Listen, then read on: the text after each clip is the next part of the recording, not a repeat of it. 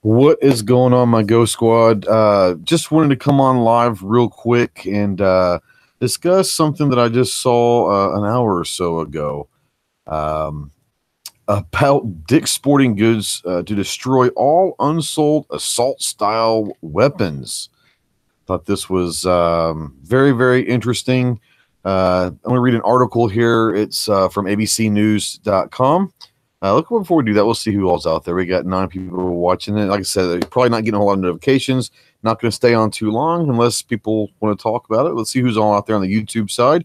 We got Roosted Films is out there. What's up, Roosted? Outsider, D-Temp, John Brown Productions. What's going on? We are also simulcasting over on GunChannels as always. But Armintha's out there, that guy's wife. How are you doing, kiddo? So yeah, I just wanted to just read it on Facebook. What a point do you think they're proving? Yeah, let's before we dive into the whole discussion, I'm going to read this article real quick. Like I said, this is from abcnews.com. What's up, Native Gun? This says almost 2 months after Dick's Sporting Goods announced they will no longer be selling assault-style weapons, the company announced it is destroying the unsold stock. We are in the process of destroying all firearms and accessories that are no longer for sale as a result of our February 28th policy change. We are destroying the firearms in accordance with federal guidelines and regulations, the company said to ABC. Following all the rules and laws, we sold a shotgun to the Parkland shooter in November of 2017. It was not the gun nor the type of gun he used in the shooting, but it could have been, the company said in February. Dick's Sporting Goods had already removed all assault-style rifles from all Dick's stores after the Sandy Hook shooting, but removed them from the sale of all 35 Field and Stream stores following the shooting in Parkland. In an interview with George Stephanopoulos on Good Morning America, Dick's Sporting Goods chairman, CEO Edward Stack said, "We're staunch supporters of the Second Amendment. I'm a gun owner myself. We've just decided that based on what's happening with these guns, we don't want to be part of the story, and we've eliminated these guns permanently." Anybody else have some no, there's not a number. Tack, do you want in? I can send you a link real quick. Can't wait to go out of the business. Does anybody else here have a problem with the statement that the CEO made on Good Morning America? He claims that he and his company, Dick's Sporting Goods, is pro-gun, pro-Second Amendment. He even claims to be a gun owner himself.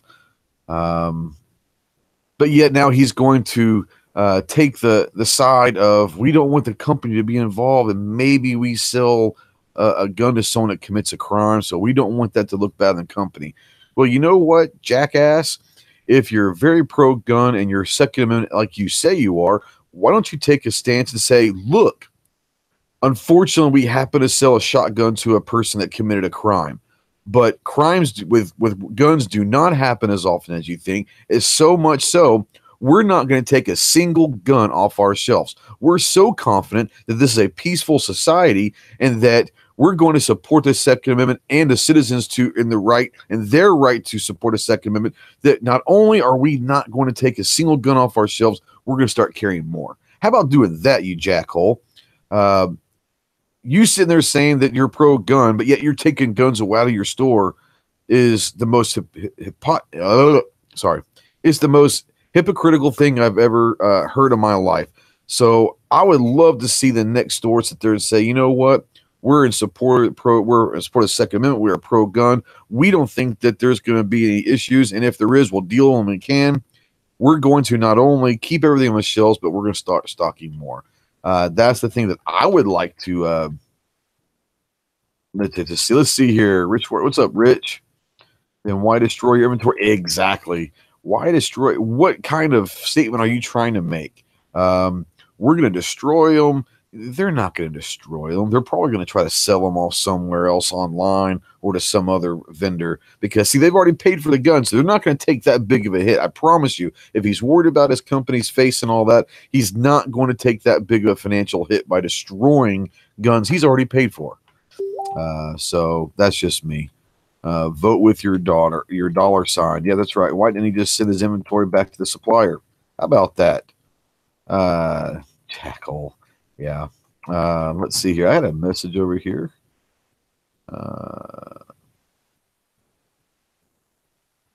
Going live. Yeah, I'm live. G, you want to come in? It's there. Refresh the page. It's there. I'll send you a link, G, if you want. Anybody else want to come in and let me know how you think about this? Like I said, I'm just going to kind of go live for a minute, and if you want in, I will definitely send you a link. So just let me know. There you go, G. Your link's over there. Let's see what else is going on over here. What about all the angry things in sales they're using other types of crimes? Exactly. So are you going to take out hunting knives? Are you going to take out golf clubs? Because golf clubs have been used in assaults. You can take out baseball bats out of Dick's Sporting Goods because God knows that baseball bats are used almost every day in crimes. You can take away all your gloves because most criminals wear gloves to hide their fingerprints. So, that might be, found that they bought those at Dick's Sporting Goods. So where does it stop? Exactly where does it stop here? I don't understand. But maybe I'm not supposed to understand, but this seems like an idiot. It's just the biggest idiocy in the world. Let's see here. Charles White, they think they're going to cut favor with anti-gunners, but the anti-gunners don't shop there anyways. All they're doing is pushing us away. That's correct. Dog body, I'm running out of stores to shop. No kidding, man. What's up, Jonas? About the kitchen knives. How many? Yeah, that's right. Are we going to start taking the kitchen knives out of IKEA now? Like I said, man, it's just, it's crazy to me to think that they're going to, hold on here. Sent a link. It's just crazy to me to think that these people think that they're doing good, and really all they're trying to do is they're trying to look good.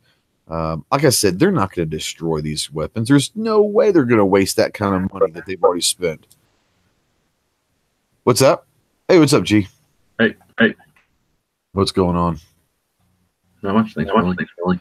Yeah, we're just talking about the, I don't know if you've read or heard about the story that Dick's came out today and said that they're going to destroy all the assault-style weapons that are unsold, which I think is comical because the CEO, and I'll read this again, the CEO, and I want to make sure his name gets out there, the chairman and CEO, Edward Stack, says, "We are staunch supporters of the Second Amendment. I'm a gun owner myself. We've just decided that based on what's happened with these guns, we don't want to be part of the story, and we've eliminated these guns permanently." I instead of, and I asked this earlier, instead of saying that I'm pro Second Amendment, I'm a gun owner, the company's supporting the Second Amendment, I would like for him to say that instead of taking guns away, I'd like for him to come out and say, not only are we going to keep every single one of our firearms in stock, we're actually going to start carrying more because we think it's a peaceful society and these are isolated incidents with evil people, and we don't care what their rhetoric is out there. I would have loved to have heard that from him saying, I'm a gun owner and I'm a Second Amendment supporter. So we're going to take all the guns out. That really pisses me off. I'm sorry. Let's see here. UK is already trying. What's that? Certainly is an odd choice to make and like position to take publicly like that. Yeah, I mean, if you're going to take the guns away, then why mention in a statement to Good Morning America that you're pro-gun and pro-Second Amendment and you're a gun owner yourself? It doesn't seem like anything. It seems like what he's trying to do. He's trying to play both sides. He's trying to keep the gun owners happy with him, but yet shine to the anti-gunners. So, I mean, it's a business move. I think it's going to backfire over the long haul. I think it's going to backfire tremendously. Hey, what's up, Stealth Hunter? Here's the thing. They're not probably stupid, right? So they probably figure this is Dick's, right? I don't know when the last time you ever shopped at one. I've never shopped. A long time, yeah. You have or no? No, and I have, but not in a long time. Okay, yeah. See, I don't even know if I ever have. I don't know if they have them around here. I think I've seen them before. But anyway, if they haven't been selling a lot of guns in the first place, then it's kind of a no-brainer. The inventory cost them something, but they can write it off as a publicity stunt, advertising or whatever. Sure. And they're like, hey, we're not even selling to gun people anyway. You know, they're not buying from us. Like, we're not appealing to them for whatever reason. They might have made a decision, well, let's just move along and sell swimsuits or something. And the people, and they perceive the people that like swimsuits hate guns. So they can do this stunt and make it look like they're going above and beyond to fight the NRA and Trump and everything. And if they get no consequence from it, if their only consequence is that they sell more swimsuits, then that would embolden them to do something crazy like this again, or the next company. So instead of just being upset, we ought to be writing letters and I don't know what all, but there's certainly ways I would think as capitalists that we have a voice to a company for a dumb move like this. Was not shopping there, you know. Yeah, I mean, I don't know. Maybe sending them faxes of receipts that we've spent money at stores that sell similar stuff. Like, here's money I didn't spend with you. Not only do I think you're crazy, but here's money I didn't spend with you. I'm happy to have not spent it. That's a great idea. I'm going to, hey, Nightwolf, what's going on? That's what we should do. Anytime you go buy a firearm somewhere, anywhere, it doesn't matter where, post, you can line out and black out the name and the price and all that if you want to, but or the name of the store and all that. But take a picture of your receipt, put it on Instagram or Facebook, and tag Dick's Sporting Goods. That's better publicly, and then tag them exactly, because then they see it, but everybody else does too. Everybody else sees it. Yeah. That's a really good idea, because and I was talking earlier, G, and I'm kind of in a tizzy right now because I just read this and it really pissed me off. And I think it pissed me off not just because it's Dick saying we're going to destroy firearms, which is crazy in itself, but what really sent me off is reading the line that says, "We as a company are pro Second Amendment. I'm a gun owner myself." Then why are you betraying the Second Amendment, and why are you betraying all of the gun owners? That just really pissed me off. But why aren't they taking away hunting knives? Why are they not taking away bow and arrows? Because those are used in crimes, I'm assuming. Why are baseball bats still at Dick's Sporting Goods? We all know that baseball bats are used in crimes every day. Baseball bats if they're 21 years old. That's right. I think let's sell baseball bats at 21 years, and so the college athlete can't buy them either. So let's do that. This is so stupid. Well, a college athlete is going to be drinking, and I'm afraid that they're going to club each other over a parking spot. Yeah, you can't. Yeah, that's right. So, and then once they get out of college, the 22, 23, 24-year-old, they're going to enjoy a lifestyle that's probably not good for baseball bats, because they go out to the clubs trying to meet their future wives and husbands. So we'll say 25, up to 25, maybe up to 27, up to 27. Then they have kids, and then they're responsible. So then they can have. Right. So 27, you think is a good age? Probably, if they can show proof of kids. Okay. Oh my gosh. Wow. All right, J-Rod, what's going on? 2 Live Moo. I knew there was one place that said "F you like anyone's money." Yeah, I think that it was both. I saw the title and immediately dread the details. Well, the details are this, guys. A couple hours ago, Dick's Sporting Goods, we all know that they came out and said that they're going to take all assault-style weapons off the shelf. What they decided to do now is the ones that have not sold since then, they're going to destroy them. Now, my personal opinion is they've already spent, I would imagine, company-wide across the country, an enormous amount of money on ARs and AKs and all of that. They've already paid for them. I don't suspect they're going to destroy. Now, they might show a picture of destroying a couple of them just to have the proof, quote unquote, but I'd be willing to bet that they're going to sell those all to someone else, a third party, and or online or something like that. Because I don't think that if they're so worried about their company, I can't imagine them want to take that big of a financial hit. That's just me. Maybe I'm wrong. Well, it might be dozens of guns. We don't know. There's not that many Dicks, and they didn't have that many guns in their sporting departments or whatever. They might only had 1 or 2 in stock in each store anyway. Yeah. Yeah, I don't know. It looks like from 2005 to 2014, there was an average of 3,500 fatalities, deaths from drowning in the United States each year. That's about 10 per day every single year. And Dick's is still going to sell swimsuits? Yeah. I feel like they should not sell swimsuits and destroy the swimsuits. I think that the swimsuits are, man, that's going down a dark hole. But to me, the problem with the swimsuits is what if it's someone in a lake scenario where they're hunting and fishing and all that? What if the same person in the swimsuit is also carrying an AR and a baseball bat? I mean, is this like the trifecta of criminal here? That they made movies about those kind of serial killers at lakes. They wore a hockey mask, which you could buy at Dick's also, so you could buy a hockey mask. Destroy those. I mean, I don't care if they want to sell like dental floss and reflective tape, but seriously, anything else, dangerous. I mean, geez, Louise, I just don't understand what's going on here. I really don't. I don't understand how you can sit there and literally talk out of both sides of the mouth in one sentence. We are very pro-gun. I'm a gun owner myself, but we don't want the company to go through something that just happened. I mean, are you kidding me? I'm waiting for a company to sit there and say, you know what? Let's say Academy. If I'm Academy right now, Academy Sports, which is another huge one that sells firearms, I'm licking my chops right now. I'm going, you know what? There's going to be a mass exodus from anyone who's an outdoorsy person that might be pro-gun that's not going to go shop at Dick's. So if I'm Academy Sports right now, I'm coming out with a statement saying, long live the Second Amendment, long live all guns.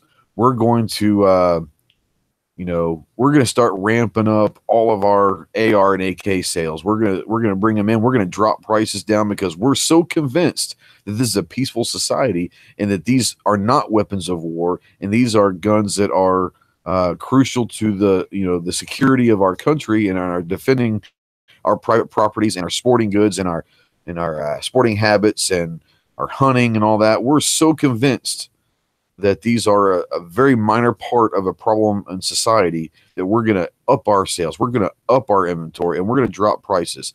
I'm waiting. I would love to see someone like Academy or one of these other big box stores do that, Bass Pro or whatever it is, because someone could probably benefit greatly from this. Let's see, is there anything going on here out the chat? The argument on those other items is that they are not manufactured for the purpose of harming or killing others, and they will say that guns are. Guns are not manufactured for the purpose of killing others. Guns are manufactured for protection, whether it be self-protection. You don't have to sit there and say they're manufactured for killing. Competitive shooters don't kill anything or anyone. And ARs are used a lot in competition. So if you're saying that an assault style rifle, I understand you're not trying to argue. I understand that, Patrick.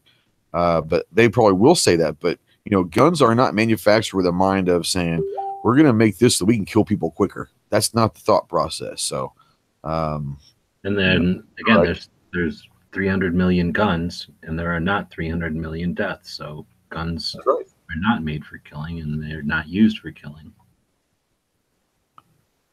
Yeah, RL says they haven't sold ARs in their actual Dick stores since Sandy Hook, only in their Field and Stream stores. So don't go shop at Field and Streams either.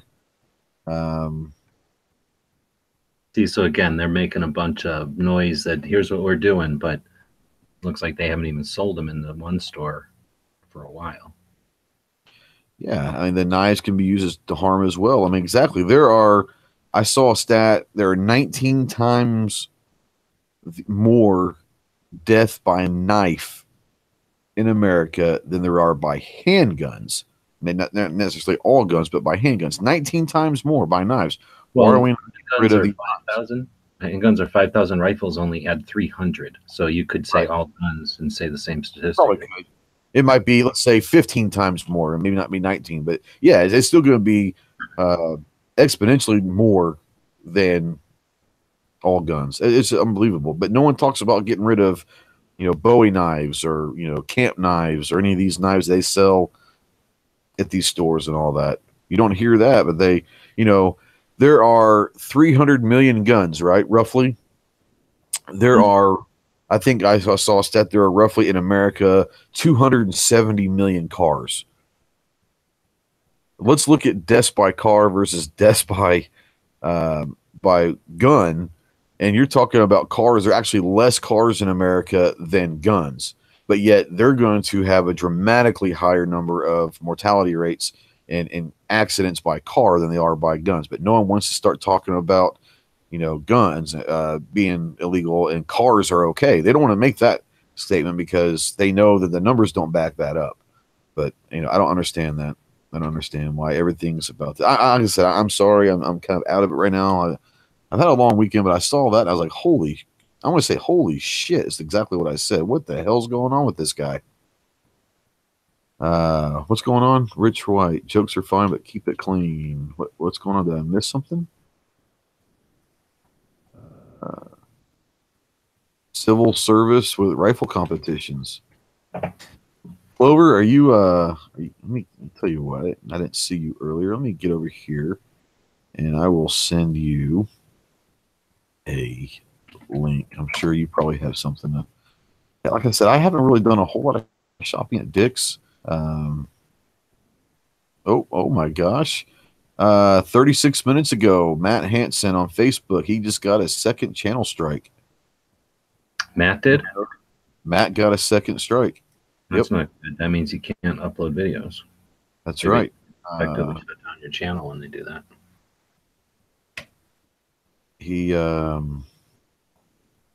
I'm reading his Facebook post. Well, I guess that's the next to last nail in the coffin for Never Enough Ammo.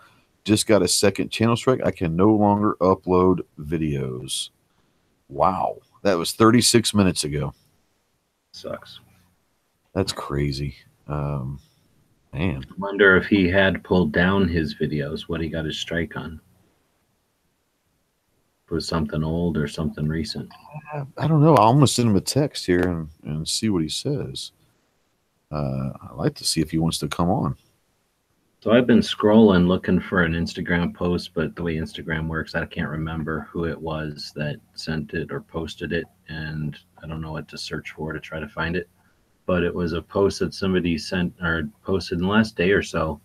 You're talking about Dick's, where they had a rack of Mini 14s still for sale. And, you know, Mini 14, no difference at all other than the shape of the stock, really.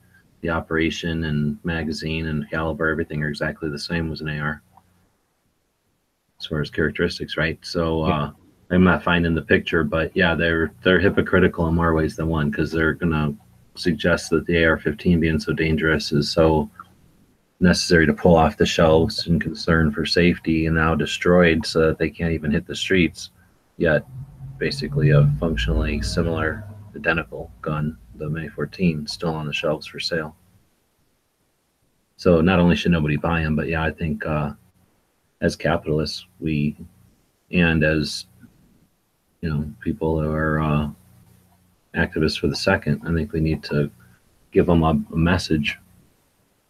And, you know, something as simple like you were talking, just posting something on the social media platforms with some sort of a link to them, a hashtag to them, and then just enough people doing it, that could get enough attention to get one of the big medias to look at it, or to get to one of the other stores to go, hey, this is something worth, like you were saying, suggesting, you know, let's capitalize on their blunder and make money on it.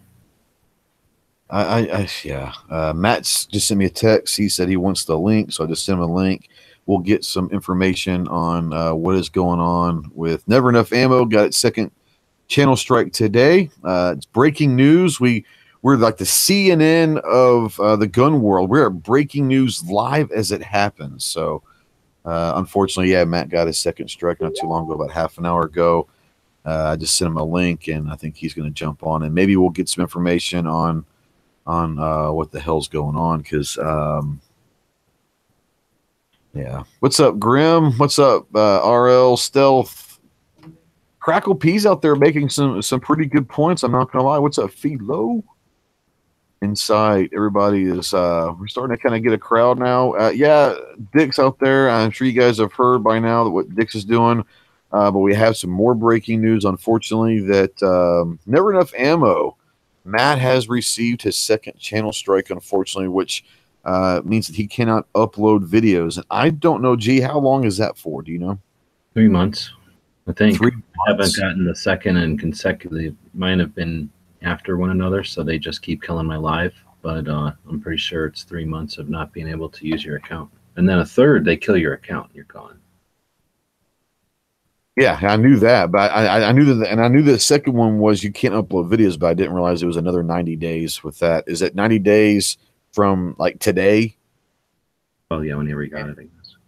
Well, and so like his 90 days for the, huh?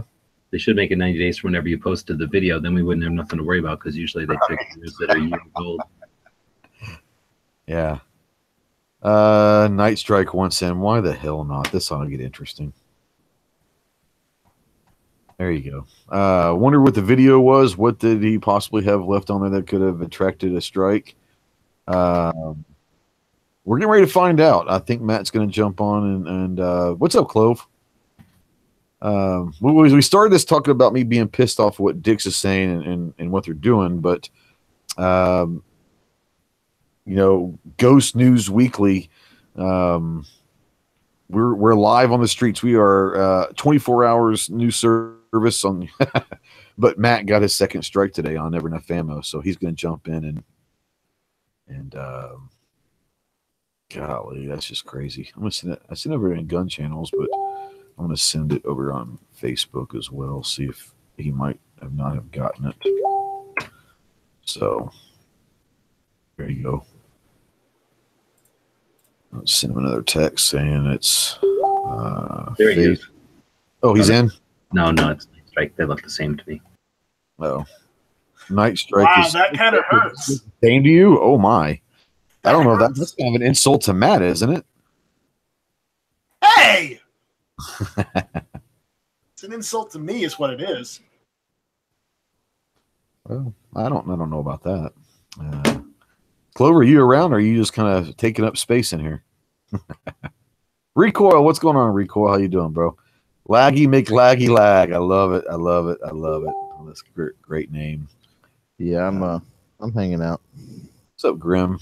Yeah, like I said, we had obviously the whole Dix thing, but like I said, man, Matt just got a second strike. I'm really interested to hear which video it was, how long ago. Did he take down? Didn't even say he took down almost all of his videos.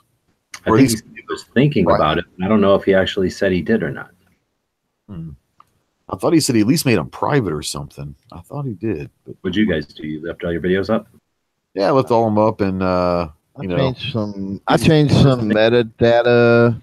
I changed some titles, some metadata, some thumbs. I will say this: I did last night. I was working on some things, and I've just been playing around with some ideas because of some of the suppression stuff and things that are going on, and it's going on across YouTube because Philip DeFranco even had a big rant about it.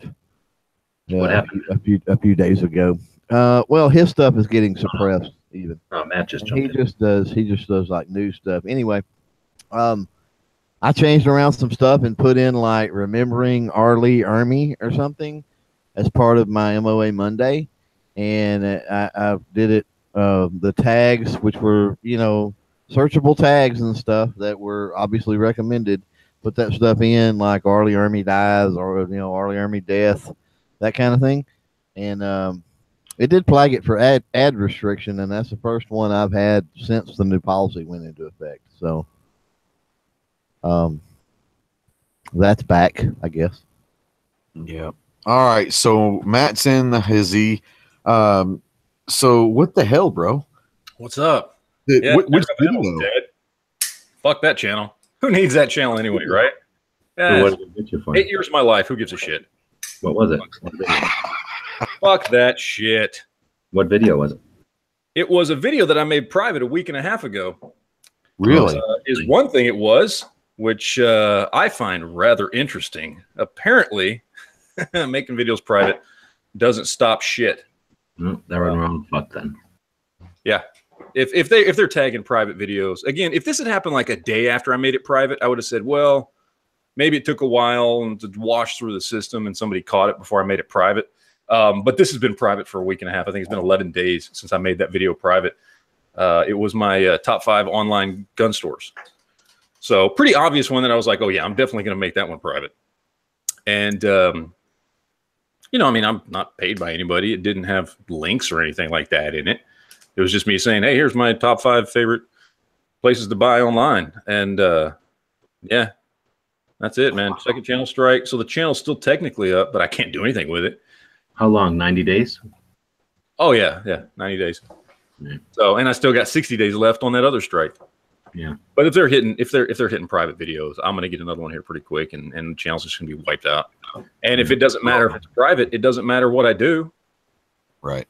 Well, in that movie, in that video, even though it's private, did you? The reason why I'm asking this because of the new kind of quote guidelines. But were there links in your description to firearms? No. So I mean, so if there's no links to it, then what's going on? You know, that technically it's just a review, right? At that point. Yeah. So and we've been told that's okay, but apparently that's not okay. And especially again, it was private, not unlisted. Private. Like nobody should have been able to see this video to even flag it but me. You know, nobody had access to this video short of myself and whoever can scour through YouTube servers.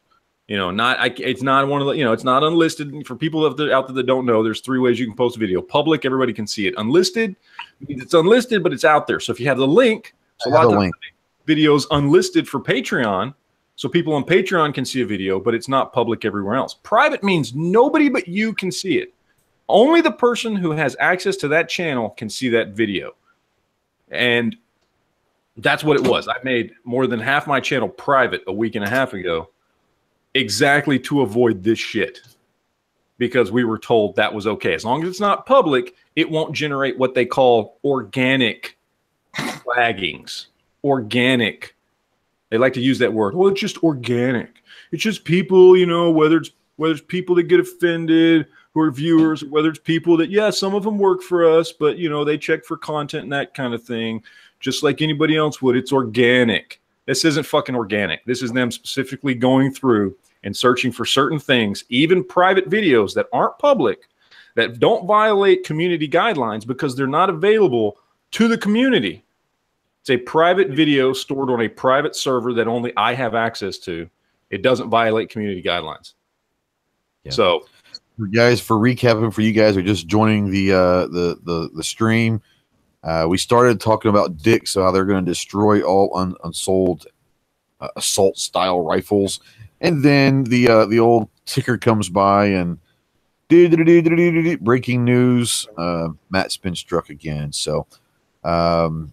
Now, Clover's out there. Let me ask you this, because you probably know more about it than most of us in here as far as that. But on a private, the question was posted out there in the chat, and you might have mentioned it, but I didn't see the answer.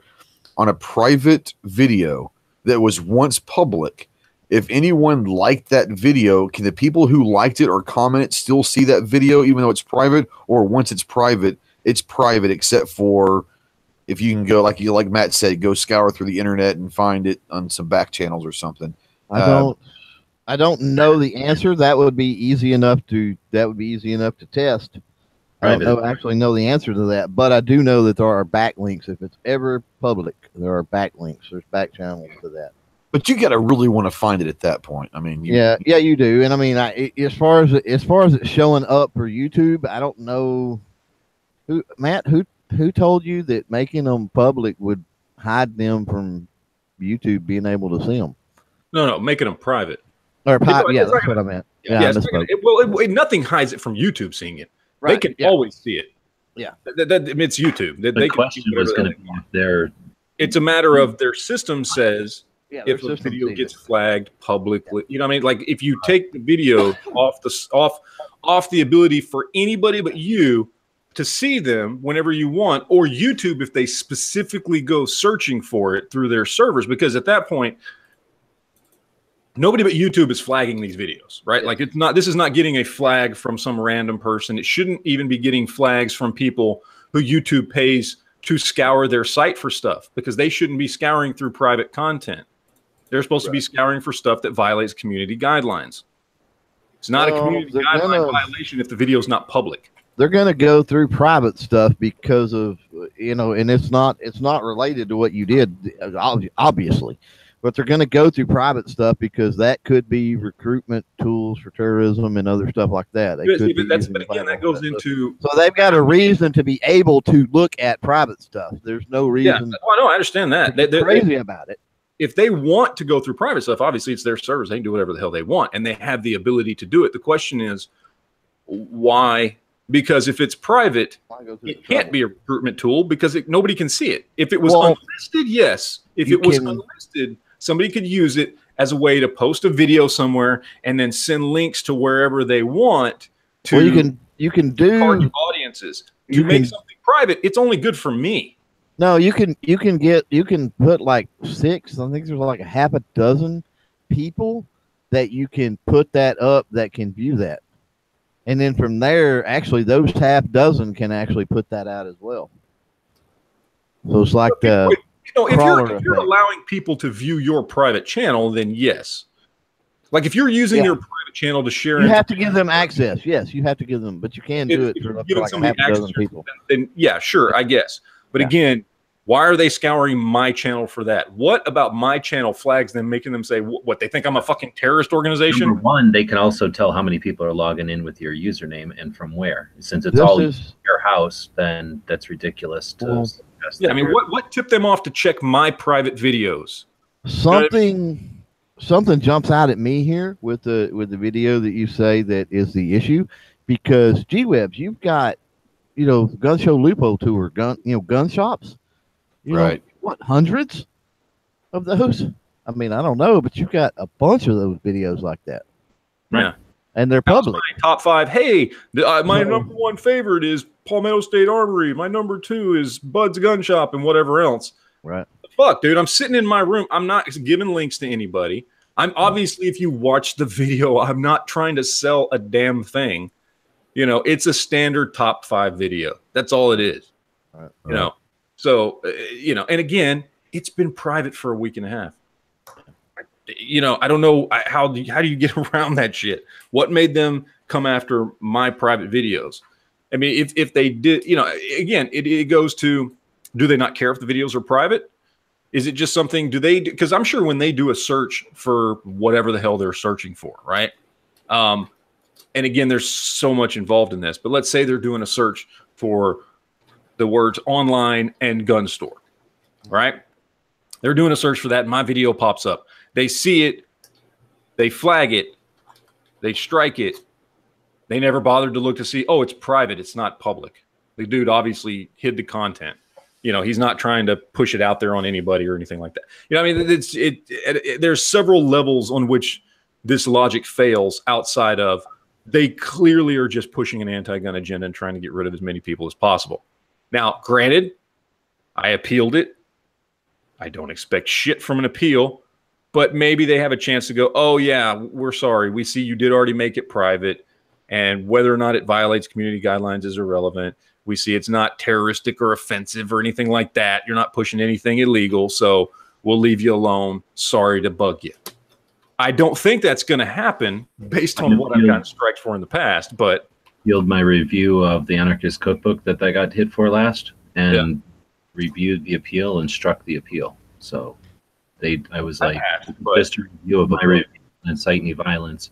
They struck the appeal and linked me to the page that says about inciting violence. Oh, I had a long back and forth with somebody from YouTube on about some of the stuff that I got struck for, and they literally get into this illogical. I don't know, but it says this, and this is the community guidelines. Here you go. Because I was going back and forth with somebody. I don't know. I think it was a chick from the name about the last video that got struck. And she's like, okay, I'll check into it. And then she checks into it and gets back from me like a week and a half later. Oh, well, we see, they determined it violated community guidelines. And here's the link to the community guidelines on firearms. And I just emailed back, the video had nothing to do with guns. I was talking about suicide statistics, for God's sake. what the fuck are you talking about? I mean, I didn't say that, but I'm like, what the fuck are you talking about? The video I got a strike for had nothing to do with guns. It was specifically about the fucking, you know, I'm listing off FBI stats for God's sake. I mean, it's ridiculous. And the lady comes back again like a week and a half later. Okay, well, I see here that they've already issued the strike and already gone through the appeal, and there's really nothing I can do at this point. But here, check this link for our community standards on firearms. I'm like, you literally just fucking sent that to me, and you now know it has nothing to do with that. So why do you keep sending me the same shit over and over again? It doesn't make any fucking sense. So they're just, you know, I don't know. Maybe that's why they tagged this video. Maybe I pissed that lady off, and she said, well, fuck this asshole. I'm going to go look through his private videos and find something I can strike him for. I don't know. Yeah. Well, let me ask you guys this, and I don't know, because, you know, I mean, you guys, G's there, Matt, you're on the brink of it. The conspiracy theorist in you, is there anything to the fact that you're getting close to 100,000? I mean, does that have anything to do with this? I don't think it does, but I mean, could it? I don't know. No, I don't think that has anything to do with anything. Because you really didn't start getting all your stuff done until you hit that like that 90,000, 92,000 mark, and all of a sudden all hell broke loose. And you know, maybe they don't want another gun channel that's kind of getting close to the 100,000 sub mark. I don't know. I don't think it has anything to do with that, but because doesn't it 100,000 you get your own representative? Is it that one of the? That's what I've been hoping. I've been hoping I could get 100,000 before all this shit happened, so I would have somebody to talk to, at least attempt to talk to, even if they don't answer the damn phone. Yeah, they've just. I mean, yeah. Since I made reps do is schedule you to sit in on the live like hangout where they talk about YouTube stuff. There's no actual like, hey, let me take care of that for you. Yeah. Well, you have to. I'm sure if you're really big, there is, but. Not at that level, but yeah, it's ironic that nothing happened until you kind of hit that 90,000 mark, and all of a sudden you're not okay anymore. You've been fine until you got to 90,000, but gosh, you're not going to get close to 100,000. We will not let that happen, you know. So if you're not out there and you're not subscribed to Never Enough Ammo, for the hell of it, go subscribe to Never Enough Ammo and Mr. Matt, because apparently you'll be on Mr. Matt for a while. That's all I'm going to be running for a while. Probably forever now. Dude, I'm telling you, this is that was it. That if I've got 2 channel strikes and it's been about 30 days, 2 channel strikes in 30 days, and they're tagging private videos, trust me, I'm going to hit another one. At this point, I would have to probably just delete all my fucking videos. And even then, there's no guarantee that I'm not going to get another channel strike. They hit me for giving off FBI statistics on suicide, for God's. I mean, it's just, you know, like it's that bad. So there's no guarantee that they're not going to, you know, hit me for anything. I tried personally to fall in line with their guidelines. I made everything private that, you know, I thought would trigger something or violate some new guidelines, even though they're bullshit guidelines. And even that doesn't work. They hit them anyway. So, you know, the only other option is just erase everything. And then at that point, honestly, yeah, great. I've got 93,000 subscribers or whatever the hell it is, you know.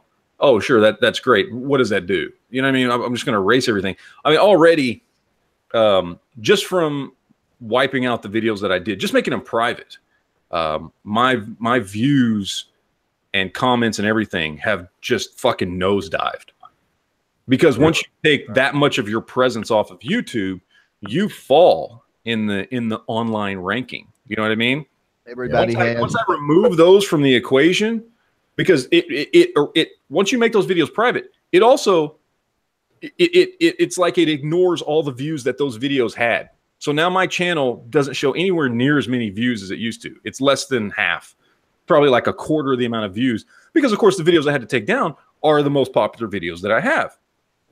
So the ones that get the most views. So I've got like, now my channel now shows like a quarter of the views.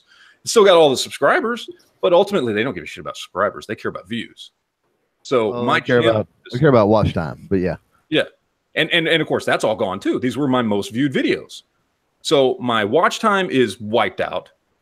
Because I also, on my live chats, I made all those fucking private too. because I don't know what we say in fucking live chats in those 2 hours. I'm like, well, you know, who knows? Why don't I just make those private so that way, you know, there's no chance one of those is going to get a strike, because, you know, who knows? We say so much shit in those 2 hour live chats. So I made all those private. I made all my most popular views private. So or videos private. So all my views are down ridiculously. My watch time is down insanely. So I mean, the channel's fucking neutered at this point. Yeah, that's basically taking you out of the algorithm, basically. But it doesn't matter, because they'll still hit private videos. So there you go. I don't know. Hey, just to, you know, I said earlier, I talked about playing around and I took MOA Monday and did the Arlie Ermy, and then it got ad restriction. Yeah. I just pulled up my creator studio. It's full green now. Is it? Yeah. So I don't know.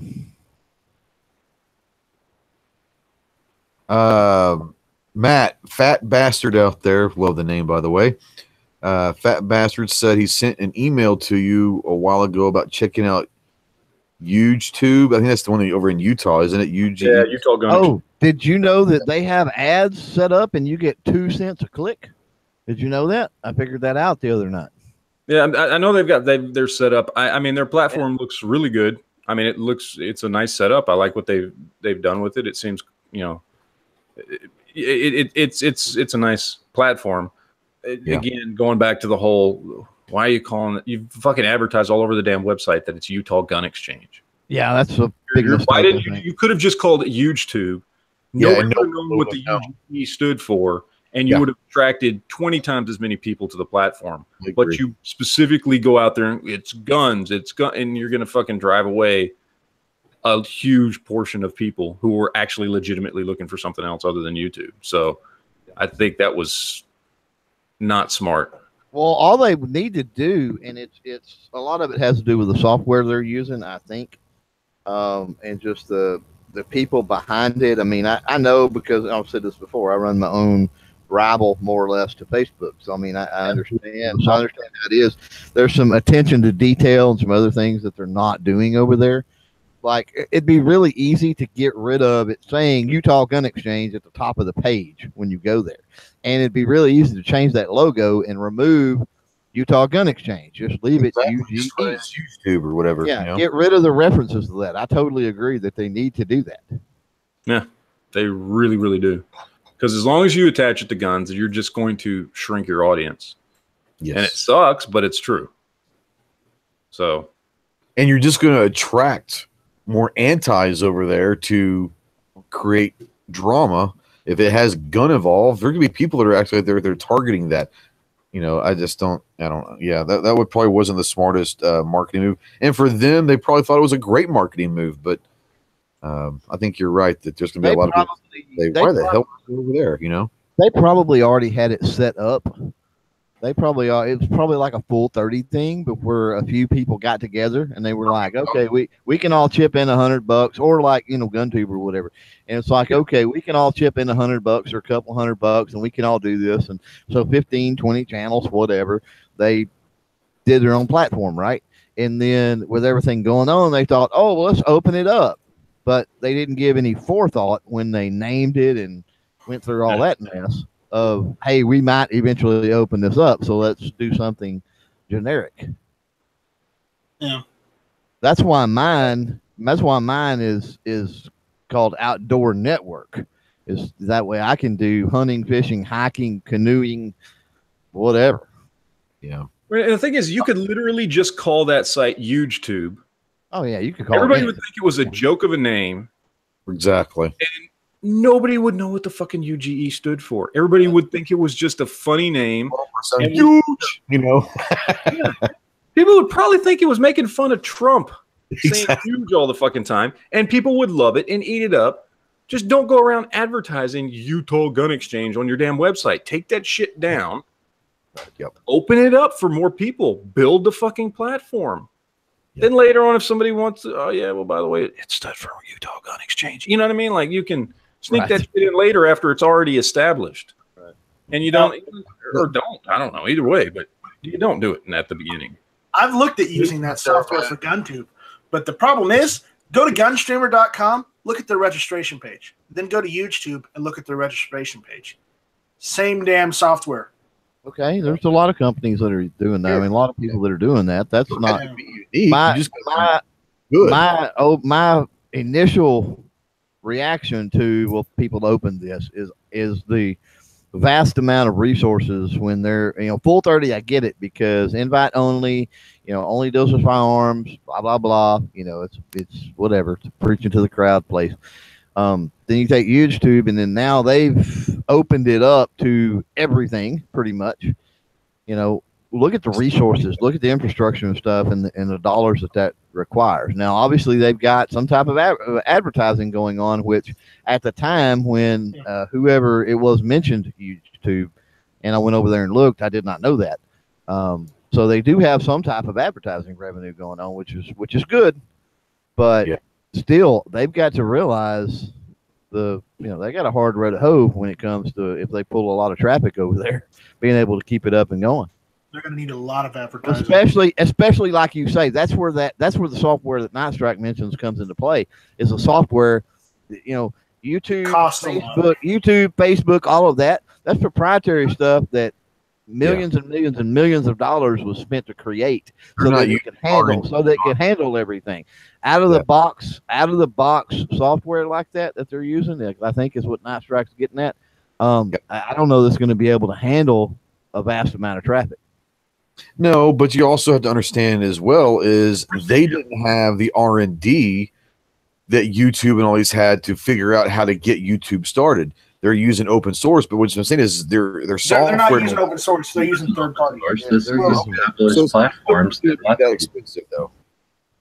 What? They're not investing these millions of dollars that YouTube did, and you got to figure also maybe that the Utah Gun Exchange, if it's an actual gun exchange and all that, it's probably maybe a group and organization that's out there that actually has members and paying members. They already might have some funding from the beginning of this thing. So you never know. Hopefully it does work. I don't know. Or are you going to say it'd be interesting to try to get in touch with some of the people and have a conversation with them. I may do that. Yeah. You off completely. G, what were you saying earlier?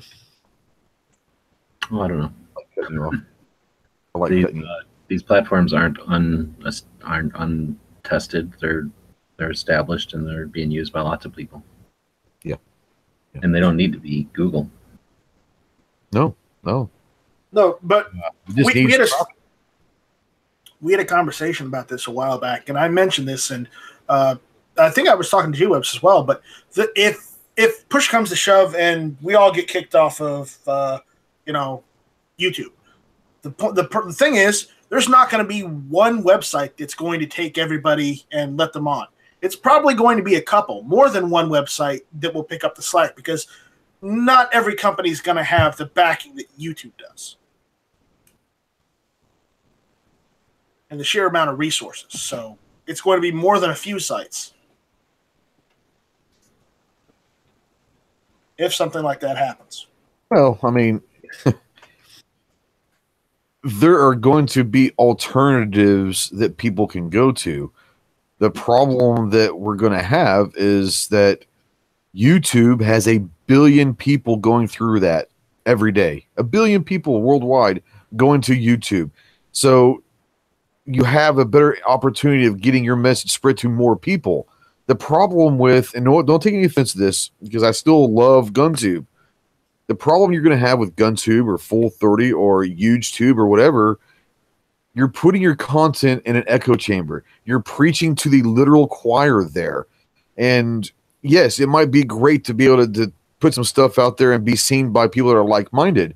But isn't the whole point of YouTube, at least for me it is to get my information out to other people that possibly have never been introduced to firearms, have been quote-unquote anti-gun or indifferent about guns, that maybe they see something that we do that changes their mind and joins a community. If you go out to GunTube and you go to Full 30 and you go to HugeTube, aren't you speaking to the people that are already on your side?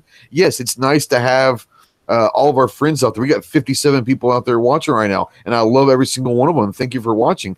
But I wish I had 110 other ones that were anti-gun. or someone that weren't familiar with firearms, that maybe something that we're saying right now brings them in. And I just don't see that happening on these alternate channels. I wish I did. Okay, so big deal. So when with those horse and buggy days, you could make a point that, or make a position that you have to have water troughs everywhere. Once there's very few people walking around with horses, there's less of a need to have a big trough of water in front of every establishment and a place to tie up horses. I mean, things just change. So yeah, YouTube was really nice when everybody had to go to YouTube and water at that trough. But as times change, you're going to find, and I don't know why you wouldn't consider that YouTube is going to turn off quickly. Things don't just one day, or trickle off like that. One day people are going to get sick of YouTube and it's going to be gone. Same thing with Google. It's not going to own it just like everything. People are already turning on Facebook and stuff. So I hear what you're saying, that if your only interest is to reach new eyeballs, then YouTube is your only option because YouTube is Google. But that's assuming that Google is going to stay the dominant search engine and that YouTube is going to play the same role within Google. Google has historically discarded projects. In the past, when they get sick of a project, they just discard it. They've done it with Google Plus. Why wouldn't they do it with YouTube? When public satisfaction changes, or the new thing comes along, or people get sick of having to go to Walmart for everything, then they start going to the local stores.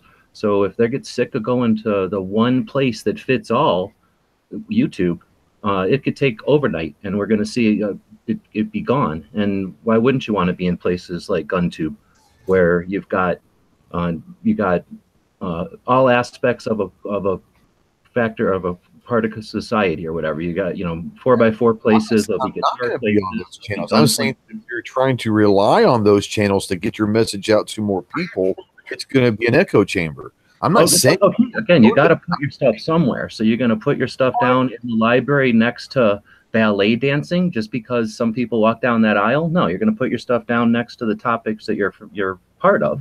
So you're going to lay your content down. All I'm trying to say is, as the internet changes and people don't just go to Google, they don't just go to whatever browsers in their phone, just like people changed and didn't just go to wherever AOL told them. They quit going to what MySpace told them. Now they're getting sick of what Facebook is telling them. As people develop and move along on the internet, they're not going to need to have everything on YouTube. So clinging to the old-fashioned ways of YouTube is just, it's clinging to the past. And there's nothing about the internet is let's do what we used to do, because that's going to keep working. As people become more able to find things, they're not going to be needing them on YouTube. I understand that, but what I'm saying is I'm not saying don't go to YouTube, don't go to GunTube, don't go to Full Third. I'm not saying that. What I'm saying to you is I'm going to be those places, but there's the very good side of YouTube is you have a lot of people that are there for a lot of, thousands and thousands and thousands of different genres. They're there that might stumble across a video of yours and read something or see something or watch something that opens their minds to a whole different way of thinking. I'm not saying that GunTube and YouTube and all that are not good. What I'm saying to you is we're already preaching to the choir there. We need to be there. That needs to be an outlet for us to make sure that our message is getting out to our people. But if we're trying to bring more people in, and then right now YouTube is what it is, because we've seen what VidMe did. They couldn't handle it. And not just the gun stuff, but they just couldn't handle it in general. If YouTube goes down, unless Amazon or Facebook or some of these other monster companies come out with a social media platform that is going to be able to fund all of that, the problem is you're going to start seeing a bunch of different sects have their own side of media, social media stuff. And the problem with that is we're going to have the outdoors and shooting sports over here. We're going to have the basketball and football over here. We're going to have the makeup and fashion over here. We're going to have the technology guys and gamers over here. And we're going to lose touch and sight of every single one in the country, because we're going to be they're like that on YouTube now. That's exactly what you're talking about. You're describing YouTube right now. We're all using the YouTube platform, and it makes it a little easier to recommend stuff when YouTube wants to recommend something. Correct. But the same dynamic you're talking about that will exist when YouTube is gone is existing on YouTube now. We don't hang out with people who are doing but opportunities for our stuff to be seen, but those people are there. There's not going to be a fashion person going to GunTube to check out videos, very seldomly, because they're going to go watch them for makeup videos. They could be searching for makeup, and if they happen to type a keyword into the script, in the description or in the search bar, they might come across. They may not, but they could. It's pretty much guaranteed that they're not going to find any of our stuff on. They're not going to come to GunTube. We're not going to go to Makeup Tube. Well, again, you're talking about using the Google search engine, and that might be true. That as long as YouTube and Google, have a relationship, then the Google search engine will search YouTube first, and then everything else, and that will exist for a little while until YouTube falls apart, either because they get unpopular and YouTube discards them because they only deal with what's popular, or they discard it because it's not productive anymore and they like to only deal with stuff that's productive and useful for them. They've experimented with it. They figured out that dominating that part of the internet wasn't profitable, so let it go. And then what are they going to do? They're not going to keep searching relics. They're going to start searching the new things like GunTube. And GunTube's going to be easy to freaking search. I mean, Google is super capable. And people are probably going to get sick of Google. Nothing's going to last forever. So the next search engine will come up and do what Google did originally. Hey, go ahead and search anonymously. You're not here to be our product. We're going to put a couple of 3 ads over here, and we're going to say thanks. And then people are going to go, wow, that's a much better search engine. And it doesn't just heavily search YouTube first. Instead, it goes out and finds GunTube, and it finds Ballet Tube, and it finds Guitar Tube, and it finds all the replacements for the big megalith. And it does a great job of filtering those. Or we get the next thing, which is going to be distributed searching or something where, you don't search the internet, you search what your friends have recommended or something. We're going to come up with the evolution in the way we do stuff. So I think Nightstrike and the others that are creating these platforms are just giving us shelves to put stuff on. The new internet isn't going to be restricted to the index of Google and YouTube. It's going to be searching all these places that exist, places like GunChannels, places like Full 30. It's going to, the internet can search that stuff and index it super easy. In fact, we built those things to be indexed and searched. Like I said, I think we all agree to that. The only point that I was trying to make is, the way that it's set up right now for those of us, and we're all in this boat, everyone in this panel right now, and most of the people out there in the chat that are creating content, I think, are in this boat. We don't just want to be preaching to our own people. We would like to think that somehow, some way, we're able to make a difference in society. We're trying to bring new people to the gun community. And the only point that I was saying is not saying we shouldn't have GunTube and Full 30 and GunChannels and all that. What I'm saying to you is it's going to be a lot more difficult to reach these other people when that happens, because chances are they're not going to go to GunTube. They're not going to GunChannels. They're not going to Full 30. They're going to go somewhere else, and we've lost the ability sometimes to reach them. And that's what I'm saying. That's what I'm not looking forward to, is when that does happen. No, I don't agree with that, dude. I mean, you got nothing to base that on. I agree with that. I mean, you and I don't have to. You can seriously think that people go to the internet and search Google and then they go, oh, that's not on YouTube, I'm not going there. No, if somebody's interested in something, they're going to go there. No, that's not what he's saying. You're missing my point completely, G. You're missing my whole point. My whole point is this: is if we're preaching to the choir, an anti-gunner or a makeup person is not going to go to fucking GunChannels, dude. No, you're wrong, dude. They're going to go to Google. Yeah, they don't go out and just know where to go. Nobody goes on the internet and but just. You're talking about Google's gone. You're talking about the next generation of Google being gone. Right. They're going to go to the search engine then. Excuse me for using Google for the term search engine. They're going to go to a search engine. That search engine is going to search the internet for what they're looking for. So you're telling me that a makeup artist is going to find GunTube and want to go check out those videos? Are you telling me that right now, because it's on YouTube and they accidentally stumble across a video that's about something they're not interested in, they're going to watch it because you never know. At least the better chance of having it on another, obsolete or, Certainly not. I have never placed my interest in advocacy on somebody accidentally stumbling across me because of the platform I'm on. I try to create. But it does happen. I mean, it does happen. YouTube has allowed for a platform where people can stumble across content. I've had many conversations with people that You know, we're not quote unquote gun people or Second Amendment people, or who were one way politically as far as their ideology, that had it just been left open to what did this person search for, they never would have stumbled across my video and they never would have had a conversation with me. You know, but the unique, the way that, and you know, there's obviously a lot involved in that, but the way that YouTube is laid out, the platform, and the way that it, you know, has different recommendations, you know, as far as based on certain search words, or you're watching this, you might like this, and while that some of that can be mirrored in a search engine, and like a, you know, whatever, you know, whether that's a Google or a Mozilla or whatever, you know, if you're talking about a search engine like that.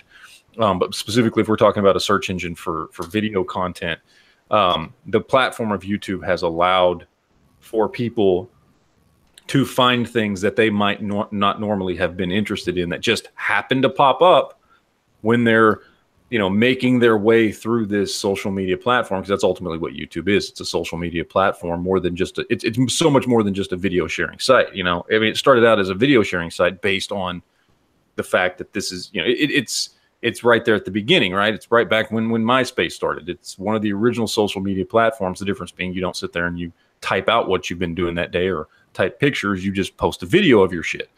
And because of that, there's the way it was laid out isn't to where, well, there is an aspect of, okay, if I watch this, and this, that's all I'm going to see. That's not really how it works. You see things generated based on sometimes just a word, politics, or conservative, or gun, and then you get introduced to all these other things. I mean, the term YouTube rabbit hole is something that's a thing and has been for a decade, because it's true. You know, one minute you're watching gun reviews, and the next thing you know, you've just spent 2 hours watching videos about, I don't fucking know, unicorns or some shit, because you fell down this gradual rabbit hole of, well, this took me to this, and it took me to this, and then this, and then this, and then this, and then before I know it, I'm watching shit that I didn't even know I was interested in. And I had that happen last night. I ended up in a rabbit hole watching Bob Ross reruns, painting. Seriously. Oh my God. And it happens on YouTube. It's happened to all of us in here, and that's allowed for something and conversations to be started, and for us to be on a platform that we have an opportunity to talk to people that, while by and large, a lot of us, we have to admit, we do spend a lot of time preaching to the choir in here. Our subscribers, or, you know, the people who watch the majority of our videos, are the ones that mostly watch our videos, and they're the ones that also happen to be on our side. But there is an aspect of our base that doesn't come from that, or an aspect of our viewership that doesn't come from that.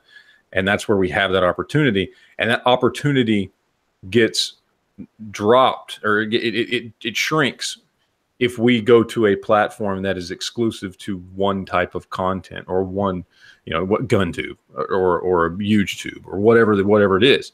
Your viewership is going to, or, well, your viewership is going to shrink anyway, but your ability to reach out to people who might otherwise not ever search out your content, it's going to go away. This is the whole conversation here about reaching out to new people, or new people finding you, or whatever, is sort of interesting. And it's a conversation that we actually had the other night. I've been seeing last night. Yeah, Thursday we're gonna talk about maybe how to fix some of that stuff. Am I a mod on your deal here, Ghost? Don't you? I mean, I think I am. say something and I'll find out. Give me a minute. I'm copying a link first. I'll just try putting the thing out there. And yeah, I am. Okay. So I've got an exercise for everybody that's a creator. And this is free, but I'm gonna throw a link out here, and I'll also throw it in the private chat. This is that morning fame tool. I know some of you guys, we've talked about it, are already using it. I've seen a drop on my channel since the first of the year in the amount of views from visitors versus views from subscribers, and I'm down below 20%.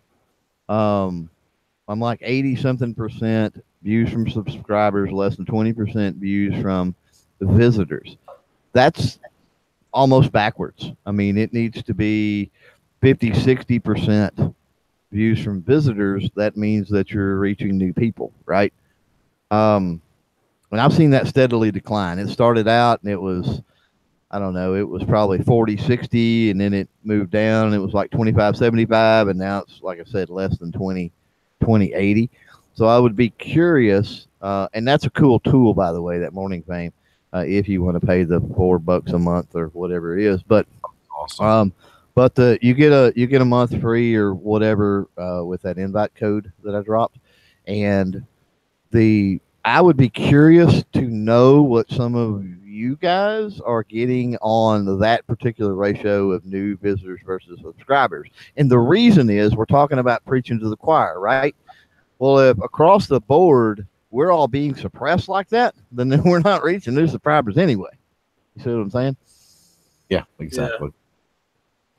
Mine, last time I checked, it was a couple days ago, and it was Saturday, and I was like 63-37, something like that. 37 on 37 visitors. For visitors, yeah. So okay. That's not.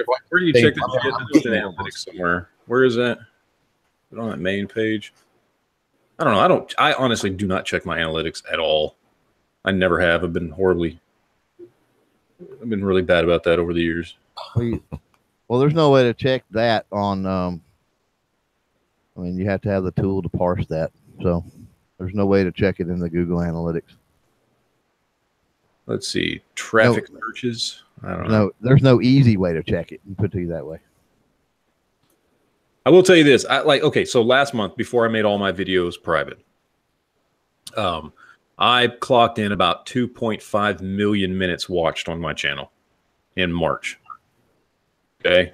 That's down for me. That's down. But 2.5 million minutes watched last month. So far this month, and granted, we're about 2/3 through the month, 512,000. Yeah. I mean, granted, we're not all the way through the month yet, but at this point, I may hit 800,000 minutes watched. And, that's, well, at this point, I get another strike. It's not going to be nothing, but, that's nothing. That for me, that's 512,000 minutes. I used to get more than that just from people watching the podcast. Everybody watch 2-hour podcasts a week. I'd get more than 512,000 minutes watched in a month just from that. Let me ask you a question, guys, and I want your honest opinions on what you think it could be. How in the hell is Yankee staying clean through all this? No offense, but I mean, he's got some videos out there that has got to be flagged or something by somebody. I mean, he hasn't gotten anything yet, has he? I don't know. Has he pulled videos? It's just odd to me, I mean, he may have pulled some videos. I don't know. I've never asked him. No, but I'm just saying, I mean, he's got some videos even from years and years ago that you would think that YouTube may not have found. Well, that's what I'm saying. Has he pulled those videos? Are those videos still? I don't know. I've gone into his library. Well, Yankee doesn't really shoot anything, and he hasn't really. Dude, it's Matt. Matt isn't advocated. He hasn't really. Yeah, but I do a lot of videos talking about buy this, buy that. Yeah. Matt does a lot of, hey, I bought this here. It was this, and you give a lot of dollar figures too, Matt. Yeah. Like, I picked this up for so and so much money over there. But again, and Yankee doesn't do that. He may mention in passing that he bought with or he deals with a certain company, but he really doesn't get specific. So, and then you got to wonder with Yankee what type of contact he has, if any, as well, because he's over that 100,000 threshold. Yeah, he's like over 250. But still, so which is odd to me, because you would think that they would think that he'd be a bigger threat because he's reaching quote unquote more people. It's interesting to me to think that he hasn't received anything, because he's been very, very polarizing. He does a lot of good. He does a lot of great stuff, but from a YouTube perspective, in my opinion, he'd be a very polarizing person. And he has had some videos and some chats out there that have been interesting, we'll say, that I'm just surprised that he hasn't been flagged or anything more, just because he's out there and he's reaching quote unquote more people. I just thought they'd be more threatened by him. Maybe, I don't know. Maybe I'm wrong. All right, Midnight Range wants us to start from the beginning. Reset. I'm out. I have no idea how we got here. No, it all started about me getting pissed off about Dick's Sporting Goods destroying ARs, and then I'm looking over at Facebook. I get a notification. It says Matt has gotten a second strike, and I said, "Oh hell!" So that's where we are. The rabbit hole. That's where we went. Well, the rabbit hole of rabbit holes. You know. Since we're talking about we're talking about contingency plans, and we're talking about everything else. Word to the wise, we've talked about it numerous times. It's been on Minuteman University, I think, and I know After Hours and other things about getting your stuff, getting it stripped over to podcast or whatever. If you do a live stream, because I know RL's had this problem, Gelsma, Roll Call, Ghost now, where live streams just disappear. So if you do a live stream and you end it and you go, man, that was a good one, you know, whatever. Good idea to turn around and immediately get that sucker stripped off, and you don't have to put it to podcast necessarily right then or whatever, but I would definitely get the audio or something downloaded so that you have that archived and you can at least put it back up in audio form or put it, you know, on another platform or whatever. No, I think that we have to. We've been talking diversification forever about being able to spread your brand out over multiple platforms, and I think, like, you know, as soon as Jonas gets everything going with GunTube and gets it going as hard as everything else, I mean, that's awesome. I worry about what you worry about. You worry about getting more people to your videos. No. What I'm worried about is the sustainability. Is how many of the smaller ones are going to be able to last? How many are going to be able to hold the content that it needs to hold to be a sustainable, viable option? And I love what you're doing. I worry about you, Full 30. I worry about this huge tube. I mean, we've seen VidMe go bye-bye. I mean, we've seen these platforms go bye-bye. And because none of these are going to have the pockets that Google can bring. That's what I worry about. Yeah, and you looked at VidMe, and VidMe, it shows a clear indication of what not to do with the platform. Don't start a platform and let everybody join it and let everybody use it right off the bat and upload everything they can without having some form of funding to fund the website, fund the servers, to actually do anything. If you've got you know, advertisers, if you've got sponsors, then take advantage of that and use that to supplement that funding.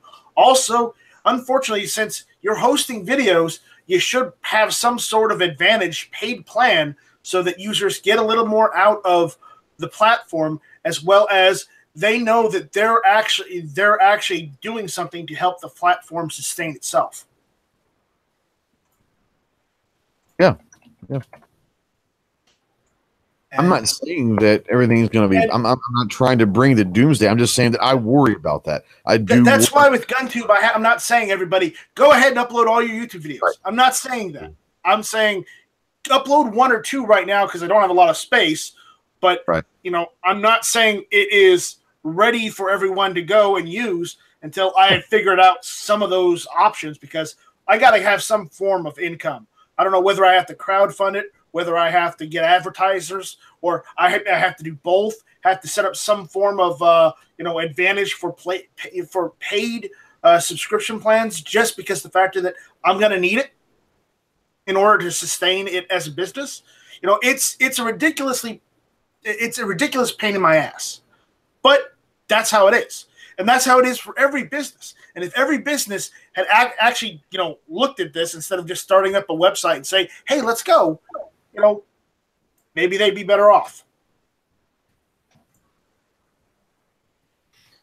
I mean, every business is going to have, every startup is going to have those hurdles they're going to have to get over. Right. And I get what you're saying.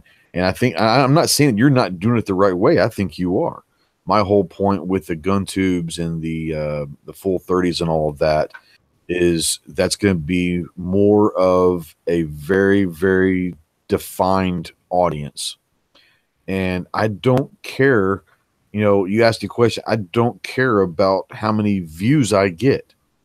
What I'm trying to say is I'm hoping to get views from people that might actually get something out of this information. We might actually change their minds. It might actually make a difference with these people.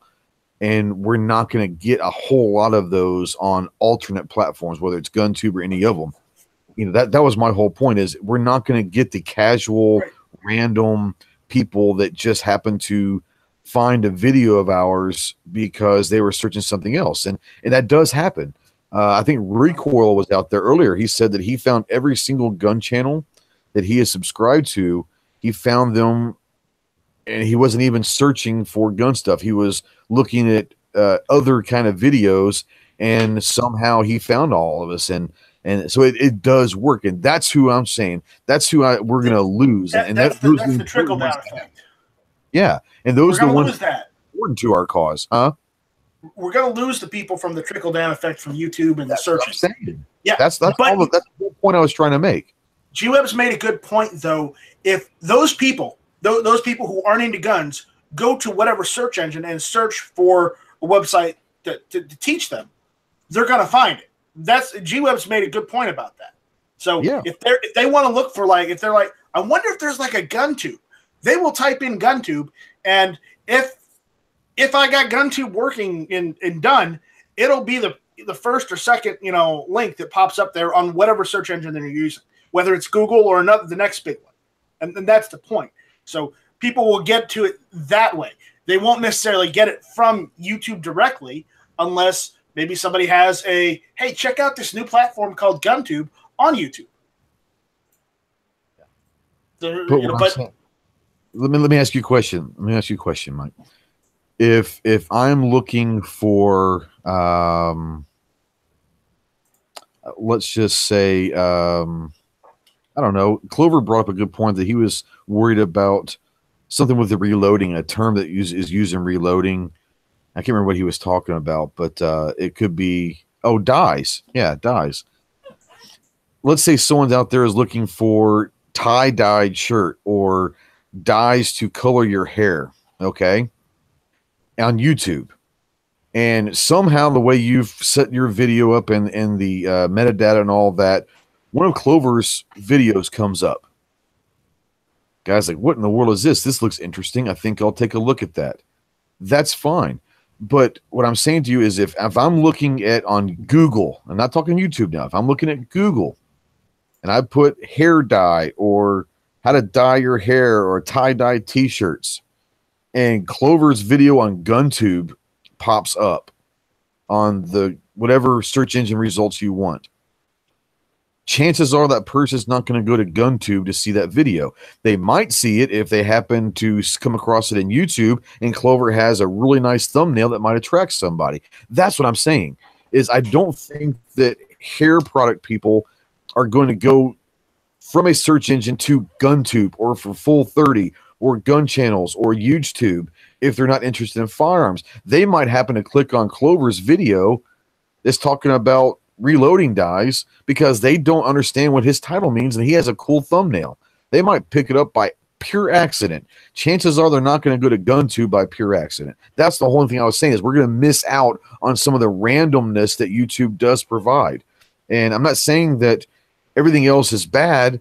I'm just saying that there is some randomness out there that people will be able to catch it up. And that's what I'm going to, should this ever happen, and I'm not saying that it's going to, but should this ever happen, and G things to think that eventually will, and it probably will. I mean, everything dies off eventually.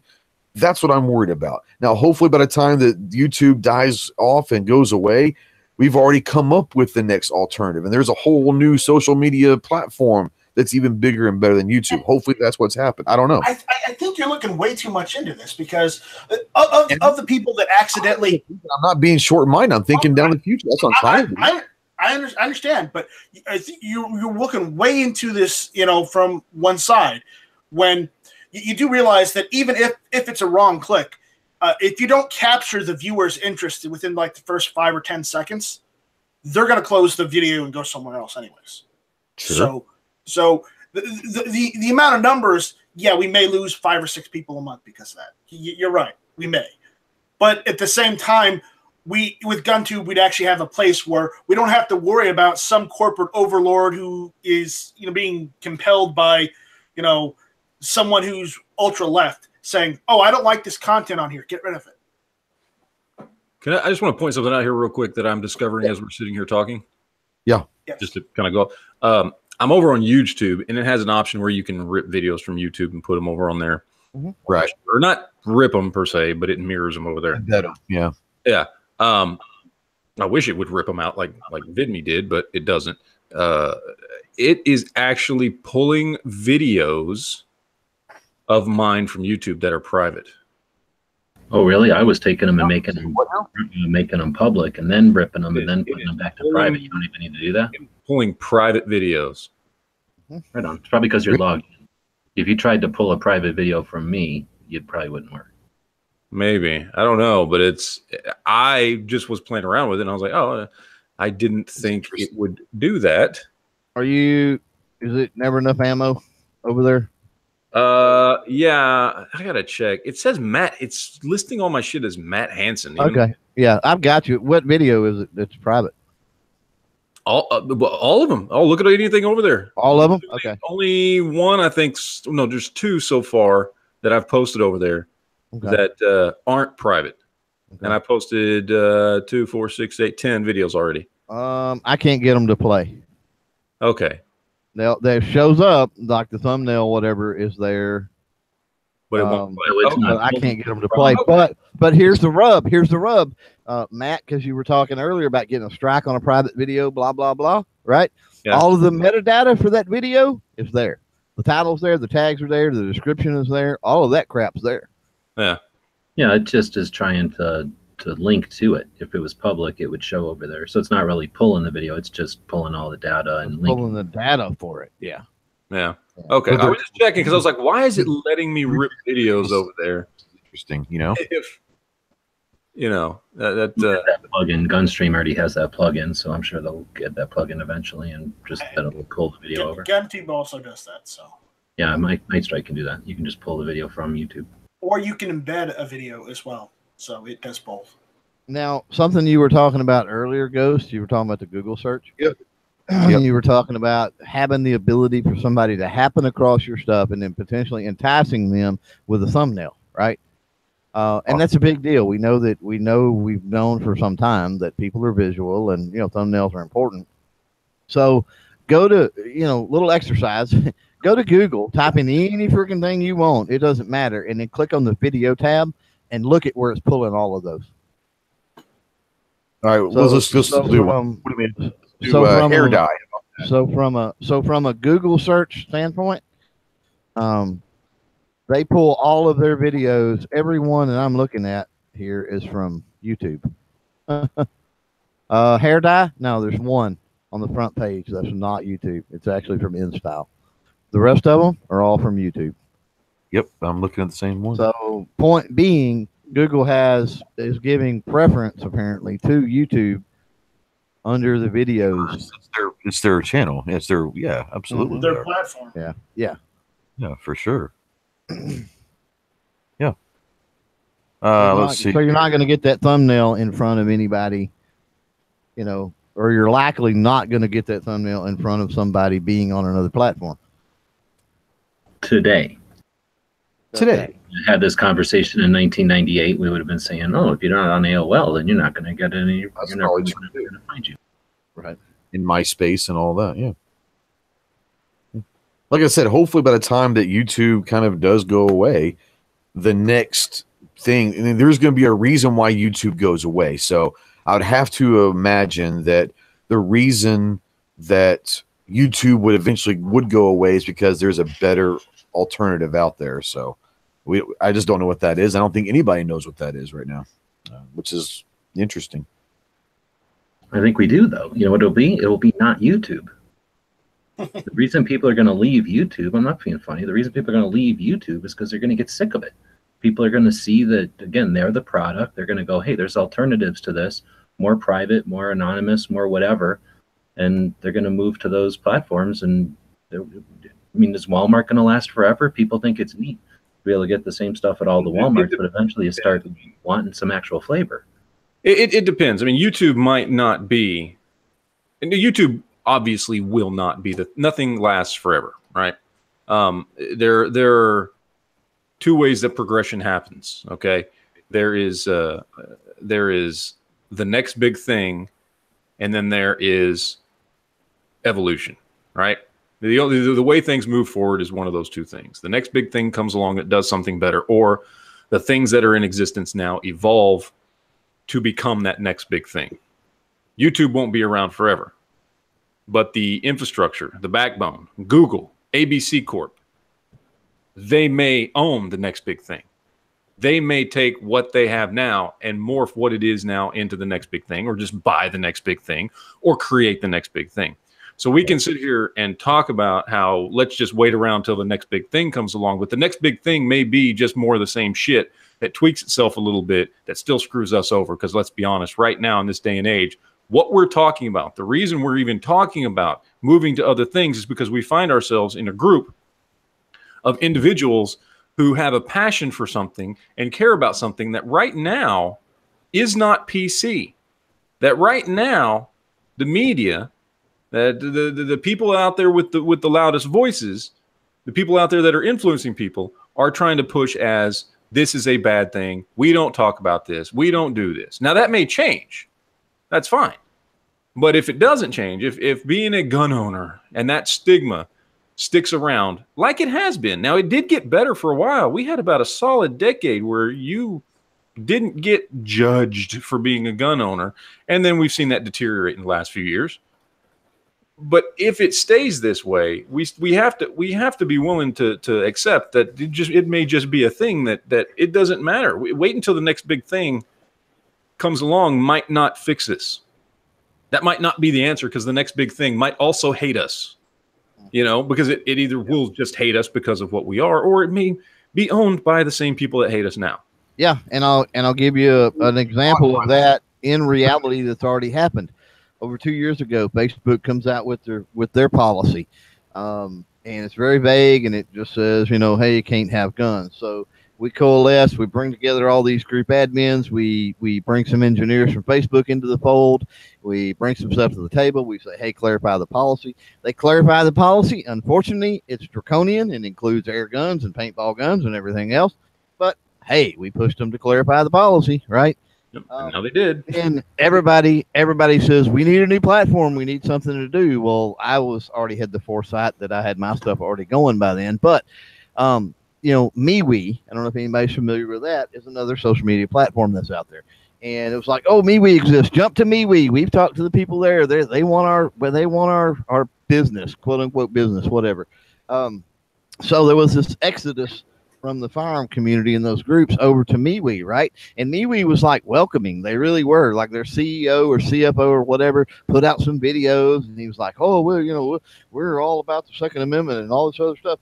And so there was this exodus to MeWe, and then within a month, there was new MeWe policy that said, oh, now we really welcome all of the people coming over here, but these firearm groups, we've got to make them all private, and you can't search for them, and so make sure that if you start a firearm related group, blah blah blah, that you privately invite people to it. So they're not even searchable anyway. Right. Wow. So there was this, another platform. It's exactly what Matt's saying. Another platform that is our savior. And they even poised themselves in that position. And then everybody got over there and they were like, oh, wait a minute. And you know why? Because they felt the heat from the left, I'm sure. You know, they got some complaints, and they said, okay, well, we've got to do something here. Yeah. And I know for a fact, if you're dealing with firearm related stuff and you have an Apple app, I know this for a fact. There are some stuff that you're going to have to do. It's either going to be a pain in the butt for you, or it's going to be a pain in the butt for your users. Now, my platform, I assume all the pain in the rear end and deal with all of that on my end with hiding and blocking and doing other stuff before I ever submit for app reviews. But the big platforms, they're not gonna do that. They're just going to throw a policy out there that covers them, and then submit their app reviews. Yeah. No, I agree. And we were talking. Someone was talking about even over on Facebook. There was a couple groups that were automatically made private or something like that, wasn't there? Were you talking about that, Clover? That there was a couple of Facebook groups that were automatically made private when they created it and said you cannot be a public. And I can't remember who that was. May not have been you, but someone's talking about a me. group that was automatically made private. Automatically, as soon as they made it, boom, it was made private, which I thought was very. Yeah, I don't know. I haven't heard anything along those lines. Typically they hammer them. Yeah. Well, what they will do, let me back up. What they will do, and this may have been whoever was saying that, or maybe I did talk about it, and maybe the way you just misunderstood sort of how I was saying it. I'm not the brightest. But what they'll do is nowadays, we're so far into this. Like I said, it's over 2 years into the policy there. It's hard to believe that it's been that long. But what they would do is they would go in and they would disable the group, more or less. And then the only ones that really had access, it was private, and the only ones that have access were the admins. And it would say, your group has been flagged and blah, blah, blah. And there's activity here that violates guidelines, this, that, and the other. You need to clean up all that stuff on your group, and then you can submit it for a review. And so we would go in, and there's third-party plugins and stuff that can go in and actually delete all posts from the group throughout time, right? You can set it to all posts, and it takes like an hour or longer on some groups to do that. But we'll go through and purge all of that, and then rewrite your group policy, your group rules, whatever, if you need to, and then resubmit. But lately, they just hammer them. I mean, they just vanish. You go, and it's like this group's been deleted.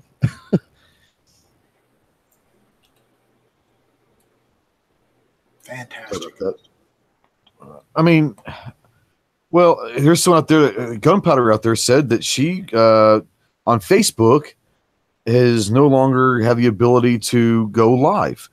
They took the availability for her to go live on Facebook down because apparently it happened right after she posted a lot of the Wanamaker stuff. So apparently it might have offended some people.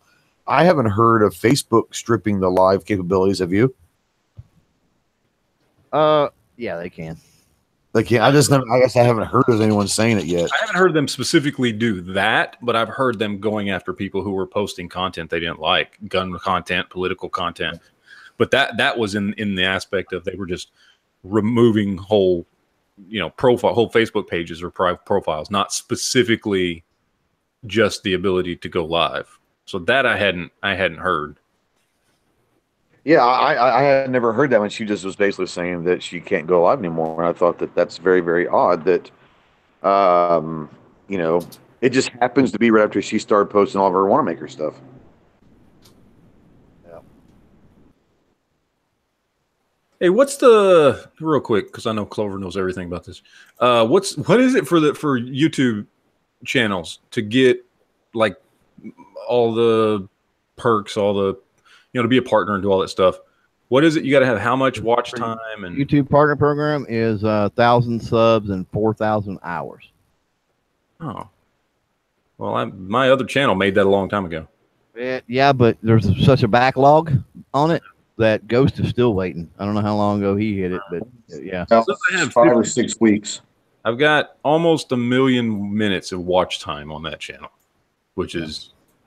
I don't know what's that. Well, that's hours. The last year. Also, it's only the last 12 months they take that into it. So, well, all my views come from the last like 3-4 months on that channel. I just created the channel back in November, so or October. But I've been waiting 6 weeks now, and I've already been partner verified because I was monetized prior to the way they changed up the regulations. They took it away from me. Then I finally reached 1,000 subs.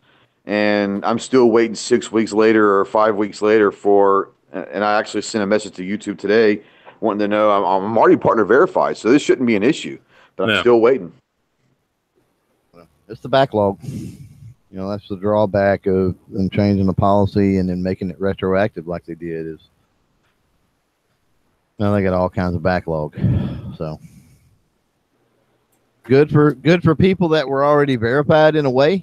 There's some, you know, I've seen some good come of all of that, and when you're looking at the YouTube partner program and you're looking at monetization, not that they pay crap, but as far as ad restricted and things like that, I mean, I've seen some good because of that, but you know, the sad truth and the overwhelming bad is the backlog now that's created that they've got to go through.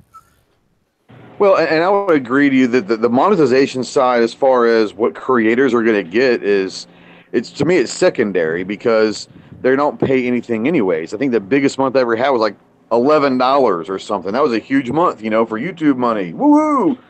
But what it does, and I might be wrong about this, Clover, but once you're monetized, I would imagine that YouTube kind of puts the monetized channels videos maybe ahead of non-monetized because they're going to make money also, aren't they? Everybody everywhere that should know says no. It's two different algorithms. Those algorithms communicate with each other, but the ad policy, and they mimic each other as far as reasonings and stuff like that. That's the reason that I talked about earlier. I was changing things up with the Arlie Army thing and whatever. And I think what happened is with death, it had death in there and dies in some tags. I didn't have it in the title and I didn't have it in the description. But when I added tags and it said Arlie Army dies and Arlie Army death, I saved all that. It immediately went yellow. And I was like, are you serious? I haven't had yellow in 2 months or something now, right? And so I'm like, okay, let me play with this. Let me go back in there. I bet you it was the whole death thing. And I went in and pulled death and dies out. And then, like I said, now, I mean, it happened while I was on the show, but it turned green again. So, you know, it's gonna depend, I guess, is what I'm saying. Yeah, I gotta head out, guys. Yep. So I will see you guys in about like 2.5 hours or so on the podcast. I gotta go get some stuff done before the podcast tonight. So we will see you guys later. All right. Thanks for coming on and all that stuff. Yeah, I'm probably gonna cut this off because I know that it's 5:30 and I'm sure there's gonna be some other stuff coming on here in a minute. So I don't want to cork anybody else who had shows planned. So I'm probably gonna go ahead and knock this one out. But thanks for everybody for joining. Thanks for everybody for watching and all that. We got some good conversation going. Make sure you check out Mr. Matt's channel tonight. He'll have his Guns and Politics chat tonight. Clover, you've got Next Generation at 7 Central, correct? Yeah, I got Next Generation at 8 Eastern, 7 Central, and we finish up on the positives of letting our kids play video games. So it'll be a good one. Sounds good. And answer stealth hunters out there, how do I get a Ghost Challenge coin again? There are a couple different ways. You can go onto the website, which is www.ghosttactical.us, and they're for sale on the website, or you can become a Patreon, and there's a certain level that you get that with a Patreon. So however you want to get those, both ways are fine, but they're definitely on the website. If you're not into the Patreon thing, it's fine with me. And on the website, you can buy them right there, and I'll ship them out the next day. So if you guys are interested in any of the swag, go check out the website and all that good stuff. You guys plan on doing a daily gun show tonight at midnight, correct? Yeah. Let me tell you a story about my Ghost Tactical Challenge coin chip. Uh-oh. There's already a story? Yeah. So I here's the problem. Like all stories like this, it all started because I listened to P226 Nut and I followed his instructions. Long story short, I'm almost getting arrested. But as I'm getting wrestled out of my van and my handcuffed and everything, out of my pants falls my Ghost Tactical chip. They're like, "Oh, this guy's good," and they let me go. See, I kept G out of jail. Isn't that awesome? Thank God. That never happened. Thank God mine didn't fall out. Otherwise, they probably would have locked you up, threw away the key. You'd have went to Guantanamo for that. It's a weapon. It's a weapon. It's a weapon. These damn leprechauns are everywhere.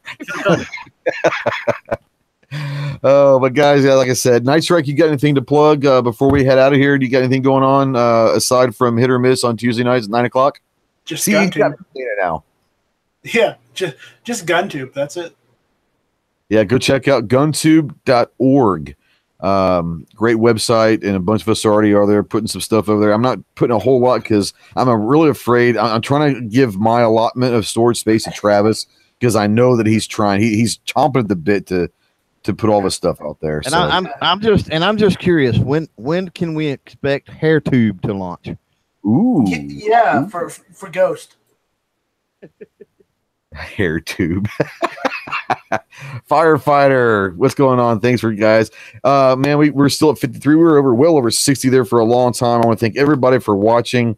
Like I said, if you want to check out, we'll recap real quick. Dick's Sporting Goods has publicly come out and said that they will not only not sell the AR style weapons, but they're going to destroy any unsold ARs. Which is the reason why I came on, because the way the CEO said it, they're very pro Second Amendment. He's a gun owner himself, and I'm thinking, so why are you taking away ARs? But that's the reason why I got mad. That's why I came on here. And then midstream, we find out that Matt's got a second strike on his channel on Never Enough Ammo. So we had Matt, we had G, Night Strike, and Clover. Thanks for joining the panel. It was a great conversation. I love the fact that we don't always have to agree, because it starts really good conversations, and I think all of us are good enough friends that we don't take anything personal. It's just a conversation. So thanks for everybody for joining the conversation out there. And what's that? I'm sorry, G. What's up? One other thing out there. I just scheduled our meetup for tomorrow at 4 p.m. Eastern. No, 4 p.m. my time. That's 7 p.m. Eastern, I think. Okay. So everybody who went to Tulsa that wants to meet up, we'll do more than one, but we got to get it started. So I threw it up for tomorrow at 7 p.m. Hopefully, we're not corking anybody. And then we can get together and talk about what kind of content we got. And like we were talking about at the show, just to meet up and start getting together. We'll do a series of these. So if you weren't there and you want to watch the collaboration, feel free. If you were there and want to join in, please do. And where is that going to be at on, G? What channel? Oh, we'll put links out. I made a channel on GunChannels called Wanamaker. So Perfect. That's where it'll be. And then I'm going to post it on the Gear Websites channel. So that's the only one I can, host live on. And we'll just host it there, and I'll send it. It'll be on gunchannels.com/Wanamaker. Yep, that's right. Perfect. All right. Well, go check that out. And be looking for the Gear Websites notifications tomorrow at 7 Eastern, 6 Central, 4 Pacific for all of that. There's gonna be some really good stories, I'm sure, on that on that live chat. But I think it'd be kind of cool to kind of recap and see what everybody's got, because now we've had a couple weeks now. We kind of see what content we already had, and I've actually already been in contact with a couple companies from there about doing some stuff with them. So it's kind of awesome. And they were, I know that you talked to Carrie G, and maybe Clover did also, about the feedback has been awesome. Just from a few companies that I actually did some stuff with while at Wanamaker, they were super stoked about it, because a lot of these companies were companies that either couldn't afford or couldn't get into SHOT Show, and that's why they chose Wanamaker, and they missed out on all the media coverage at SHOT Show. So they were extremely happy to see that there was some media covering Wanamaker, because it helps their businesses out, and I'm assuming the local gun shops would be happy as well. Yeah, it makes it more worth their table price, right, or the price of their multiple tables, exactly, if they get some extra coverage out of it. So yeah, hopefully we're providing a service for everybody. Absolutely. Well, thank you a lot, guys, for joining once again, and thanks everybody for watching. It's been an interesting afternoon. Like I said, I just wanted to turn on. I thought I might have about 5 or 6 people watch. It ended up being a very long and productive live stream. So thanks for watching, everybody. Go check out all the shows tonight. You got Clover at 7 Central, 8 Eastern. Right behind that is Never Enough Ammo. Actually, it's Mr. Matt's vlog, so it's Mr. Matt's channel. We'll have Matt's Guns and Politics chat, and then we'll have other shows I'm sure we'll follow. And then Daily Gun Show wraps up the night at 12 Eastern, midnight Eastern, which is the Daily Gun Show. So go check those all out, and go check out GunChannels.com as well. So until we see you next time, Semper Fi.